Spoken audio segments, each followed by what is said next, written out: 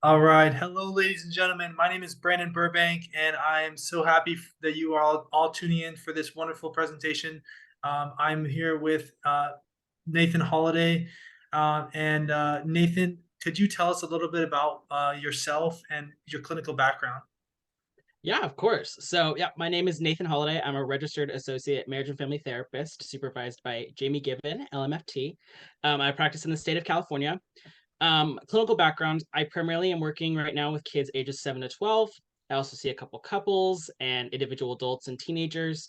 For the most part, I'm seeing people from all across the age range, demographics, and with a wide variety of challenges. Awesome. And so, yeah, guys, we're going to be talking tonight and about mental health, personal development, and various aspects for people who are struggling with mental health so that they can find more clarity in their life to become more successful, become more resilient in their own journeys. And we're just going to dive into these questions because it's going to be a good time tonight.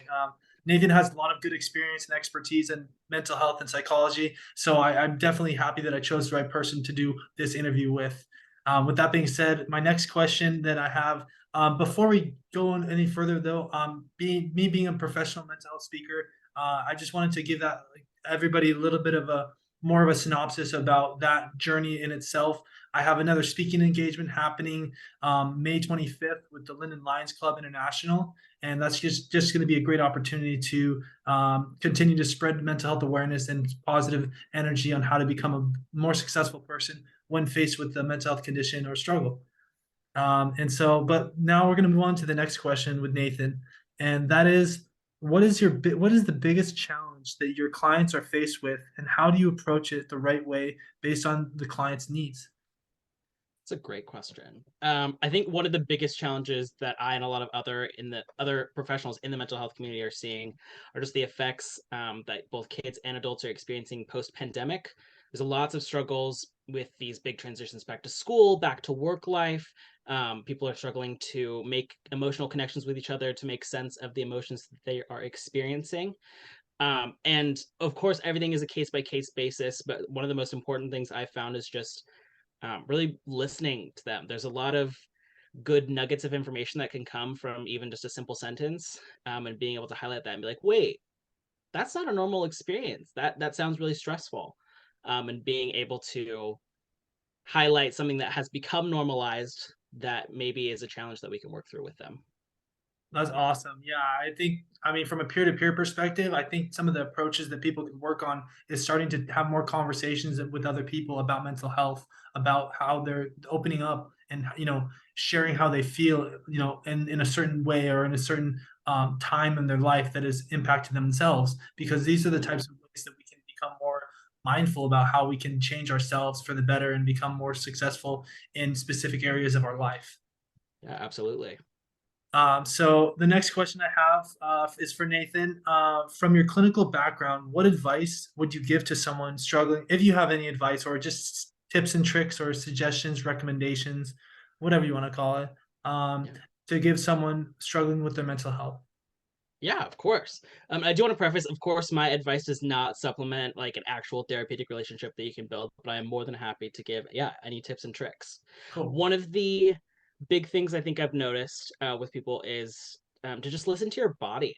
Our body gives us lots of valuable information, whether it's, we get these really intense butterflies in your stomach, your fists are clenching, you get these throbbing headaches, you get, you start to shake, whatever it looks like, our body is trying to tell us something really crucial about what we are experiencing.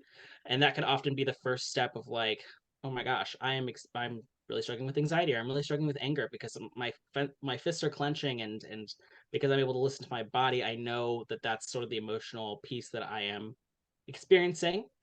And when a lot of people, when they get to that point, like, oh, okay, maybe I can see a mental health professional and sort of talk through and process what those bodily triggers, what those bodily cues mean for us as humans. So I like how you said talking to a mental health professional, but there's a lot of stigma around seeing a therapist or a mental health professional. And I wanted to ask you about that with in general, like how does somebody who is considering seeing a therapist or getting some type of help, extra help from a mental health professional standpoint, how do they approach that? What are some steps for that? That's a great question. While a lot of that stigma has gone away in recent years, there's still a lot of work to be done. Yeah, there's people who wonder, okay, well, what if my friends find out I'm in therapy? What if my parents find out I'm in therapy? Um, but thinking of it more as a very personal journey, like there are people in your life who are there and who would love to support you and love to talk you through it. But at the end of the day, if you're feeling like you're struggling and the people around you aren't able to hear you in the way you want to be heard, that's where a mental health professional can step in and really give you a voice and help you advocate for yourself so that you can involve those people in your life if you choose. But there's also the great thing about therapy is there's so much confidentiality there. It's a very personal relationship. Um, of course, I would never share any information with anybody unless someone's life is in danger. But all of that information gets to stay with us, and we really get to hold that for you. And um, yeah, something that I've started telling to people when I see them is that yeah, this is your journey. This is your healing and your treatment process, and you get to really own it and make it your own. Yeah. Yeah, I see a psychologist, and I tell you right now, like I don't care about the stigma or anything like that in my life because I mean it's helping me become the best version of myself. It's helping me become a happier and healthier, more wholehearted individual. And so because of that, I'm realizing that if it's means seeing somebody right now, I don't know if it'll be forever, but at least for right now, it's helping me. So I'm gonna utilize that as a resource, as an opportunity to grow and to find more whole wellness in my life. Um, but any other thoughts on that question, Nathan? No, I think yeah, we did a good job. Okay, cool. So let's see. What are number four is what are some healthy coping strategies to overcome a mental health struggle and come back to success? Yeah. So kind of going back to what I said before about listening to those body cues, I would really encourage people to look into mindfulness. So when we're feeling anxious, stressed, angry, you name it, our body and our brain often they stop talking to each other. So our body can be feeling one thing, our brain is neither here nor there, and the communication is not happening, which oftentimes makes people feel a lot more of the emotion that they're experiencing. So practicing grounding skills like deep breathing is something that often helps people recenter themselves and start to make sense of what their body and brain are experiencing. Um, yeah, mindfulness is a big one. So in connection with mindfulness, what about being in the present moment? What do you have to say about being in the present moment and how does that prepare with mindfulness? Yeah, mindfulness actually ties into that really well. So there's grounding exercises where something that I've heard, over my clinical experiences so far is someone will feel really anxious and they don't feel like they're in their body anymore. And so doing these grounding exercises and reminding yourself of what your body feels like, of what it's experiencing, even like what the shoes on your feet feel like, is something that can help ground us and get more in tune with what we're experiencing. That's brilliant, Nathan. Yeah, I think that's great because I mean, just to reiterate more on the being in the present moment, I've found that by being in the present moment, we can become more solidified in ourselves. And it's hard to do that sometimes, but when we learn how to be in the present moment, we can become more of a just a more of a present individual in general. But and what comes with that is the things that are positive, things that are transformative for our lives, as well as inspiring ourselves to take ourselves to the next level in life, as well as the people around us, because of the impact that we make in our world, whether we believe it or not. Every single person has a huge impact. Mhm. Yeah, and when we're more present with others around us, we allow them into that space where they can support us and yeah, bolster our healing in that way. Yeah, that's a great point. Um, and then the next question I have is, what can I do to better serve the mental health community as a professional mental health speaker and influencer on mental health? Well, you're already doing such a fantastic job reaching out to other professionals in the field, like from all the other interviews I've seen you do. So keep that up.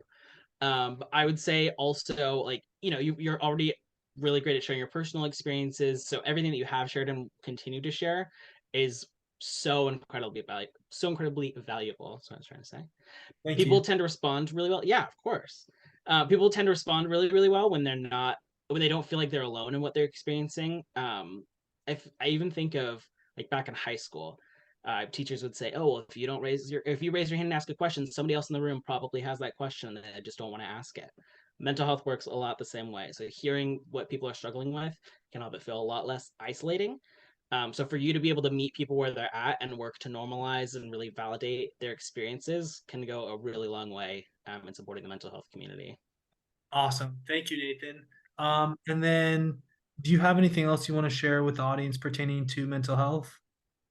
Yeah. So something I think you had actually touched on this a little bit earlier is I just want to make it important, or I want people to remember that healing is a journey. It's not something that's going to happen overnight. So I would encourage you, if you're struggling with anything, to just give yourself space to process what you're feeling and kind of make sense of it, and then seek out a therapist to make sense of whatever you might be experiencing.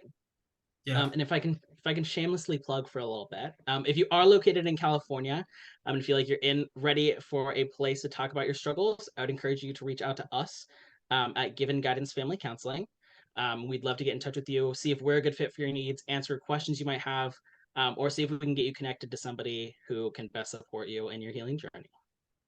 Awesome. Thank you so much, Nathan, for tuning Yeah. in and for taking some time to do this interview. And Thanks for having me. for those of you that are really resonated well with you, feel free to leave a comment or like this video. And there will be more videos to come in the future pertaining to mental health, personal development. And Nathan, best of luck to you in your endeavors with your as a counselor in general. And Thank so you. with that, we're going to wrap up the video. And thank you so much, guys. Have a good one. Take care. Thanks.